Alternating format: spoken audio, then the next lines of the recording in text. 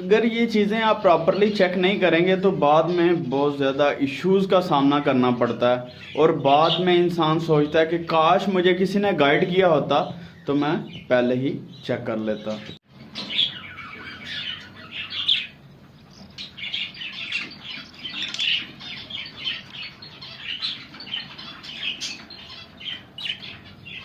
अस्सलाम वालेकुम दोस्तों, मैं हूं मरजान बिलाल और आप देख रहे हैं मेरा यूट्यूब चैनल पैरट्स मरजान। उम्मीद करता हूं कि सब दोस्त खैरियत से होंगे। अल्लाह ताला आप सबको अपने हिफ्ज़ो अमान में रखे और आपके बर्ड भी खैरियत से रहें और अच्छी सी अच्छी ब्रीड करें। दोस्तों, आज की वीडियो में हम डिस्कस करने जा रहे हैं क्योंकि आजकल रा का जो सीज़न है वो अरूज पर है। रा हो गया, ग्रीन रिंग नेक हो गया, येलो रिंग नेक हो गया, ये सब की ब्रीड्स आ रही हैं माशाल्लाह दोस्तों के पास। बहुत से नए शायकीन जो रा के चिक्स वगैरह लेते हैं ताकि हम इनको ग्रो करवाएं और हैंड फीडिंग पे पालने के बाद तो उसको हम घर में बड़ा करें, हैंड टेम करें और वो मीठी मीठी बातें करें। आज की वीडियो में हम यही डिस्कस करने जा रहे हैं कि जब भी आपने रा का चिक लेना है या अडल्ट पीस लेना है तो आपने किन किन बातों का ख्याल करना है ताकि बाद में आपको कोई भी इशू ना हो। क्योंकि अगर हम एक दफ़ा रा का चिक ले आते हैं और बाद में वो डिफेक्टेड पीस हो, इसमें भी डिफेक्टेड पीस होते हैं या कोई वायरस ज़्यादा पीस हो तो बाद में वो मोर्टेलिटी का सामना करना पड़ता है। तो इस वजह से वीडियो को एंड तक ज़रूर देखिएगा और जिन दोस्तों ने अभी तक हमारे यूट्यूब चैनल को सब्सक्राइब नहीं किया वो बराए मेहरबानी चैनल को सब्सक्राइब भी करें और साथ बेल आइकन को ज़रूर पुश करें ताकि जैसे ही हम वीडियो अपलोड करें आप तक पहुंच सके। तो सबसे पहले बात मैं आपको ये कहना चाहूँगा कि कोशिश करें रा वगैरह या ग्रीन रिंग नेक का चिक वगैरह लेना है तो कोशिश करें कि आप किसी फार्मर से परचेज़ करें, शॉप वाले से ना परचेज़ करें। उसकी वजह ये होती है कि जब आप किसी फार्मर से परचेज़ करेंगे तो उसके सारे बर्ड्स एक ही सेटअप के पड़े हुए होते हैं, इर्द गिर्द से मुख्तलिफ जगह से बर्ड्स नहीं आते और उनमें वायरस कम होता है। जबकि शॉप से जब परचेज़ करेंगे तो लामाला बात है कि मुख्तलिफ फार्म से माल आया हुआ होता है तो उनमें वायरस की जरासीम हो सकते हैं, वायरस हो सकता है जिसकी वजह से बाद में मसला बने।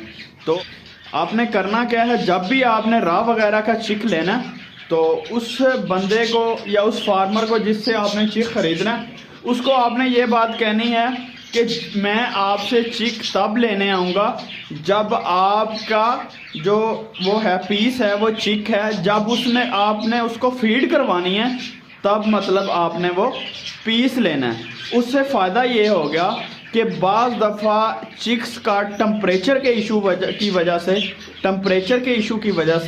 या और इश्यूज़ की वजह से स्टोमिक स्टक हो जाता है और यही तो वायरस है। इसी वजह से अक्सर पीस ज़ाया होते हैं और वो बाद में पीस उल्टियाँ करने लग जाते हैं और बाद में वो एक्सपायर हो जाते हैं। ये अक्सर चिक्स को सर्दी लगने की वजह से होता है और भी काफ़ी वायरसेस वगैरह की वजह से भी ये इशू सामने आ जाता है।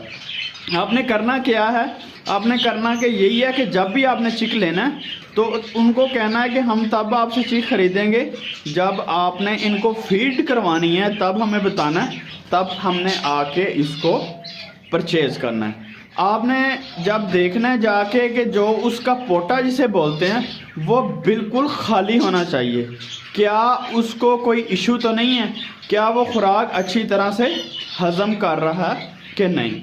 सबसे पहली बात ये बहुत ज़रूरी है इस चीज़ के लिए कि जब आपने रा या ग्रीन रिंग नेक या सनक्रो कोई भी चिक ख़रीदना है।